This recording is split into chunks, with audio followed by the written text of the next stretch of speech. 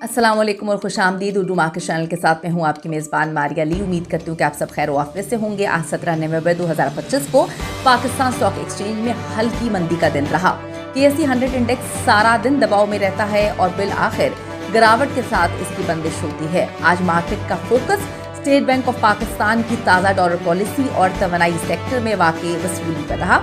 तो आज इस पर बात करने जा रहे हैं। रिक्वेस्ट है सबसे पहले कि अगर आपने चैनल को सब्सक्राइब नहीं किया तो वो कर लीजिएगा, बेल के आइकन को भी क्लिक जरूर करें ताकि हर वीडियो आपको बर वक्त मिलती रहे।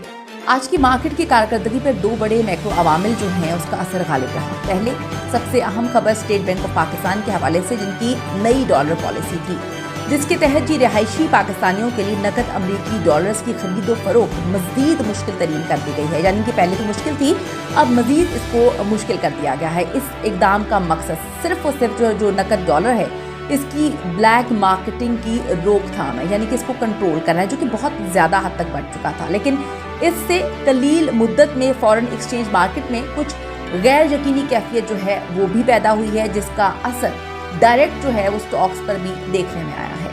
दूसरा इंपॉर्टेंट ये है जी के सामने आने वाले इक्तिसादी अदाद-ओ-शुमार। इसके मुताबिक अगर हम इसकी बात करें तो अक्टूबर 2025 में पाकिस्तान के सर्विस सेक्टर का तिजारती खसारा 10.24% इजाफे के साथ 226 बिलियन डॉलर तक पहुंच चुका है। अगरचा बरामदात तो बेहतर हुई हैं, लेकिन बढ़ती हुई दरामदात ने जो मजमूई इक्तिसादी तस्वीर है इस पर दबाव इंतहाई बढ़ा दिया है, यानी कि बरकरार भी रखा है और सरमायाकारों का रवैया मोहतात नजर आया इस हवाले से। और अब बात करते हैं आज की बंदिश की सूरत हाल के हवाले से, जहां पर KSE 100 इंडेक्स ने आज 248.01 पॉइंट्स की गिरावट के बाद 1,61,687.18 पर यह बंद होता है और ये तकरीबन 0.15% की कमी है। ट्रेडिंग के हवाले से बात करें तो आज ट्रेडिंग का कुल हुजूम 521 मिलियन शेयर से कुछ ज़्यादा नजर आया। अब बात कर रहे थे टॉप गेनर्स यानी कि अहम मुनाफा कमाने वालों के हवाले से। आज बिजली और टेक्सटाइल सेक्टर में काफ़ी हद तक तेज़ी देखी गई।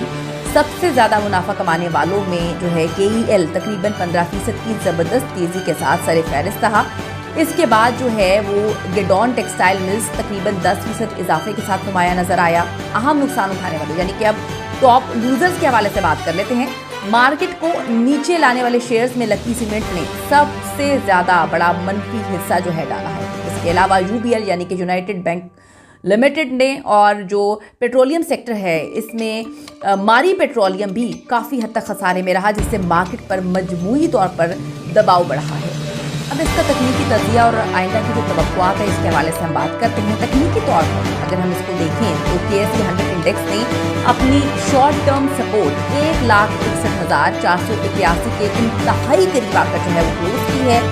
मार्केट के लिए फौरी मज़ाहमत 1,62,800 पॉइंट्स पर मौजूद है और अहम सपोर्ट की अगर हम बात करें तो वो 1,63,000 की नफसियाती सतह पर पहुंच चुका है।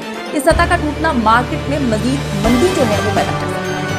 मार्केट का मजबूरी रुझान जो है मोहतात और हल्का मनफी रहा। सरमायाकार फिलहाल गैर यकीनी की सूरत हाल से बचने के लिए मुनाफा वसूली को तरजीह देते हुए नजर आ रही हैं। आज शाम 5 बजे के बाद जो है कोई बड़ा इक़्तिसादी डेटा शेड्यूल नहीं है।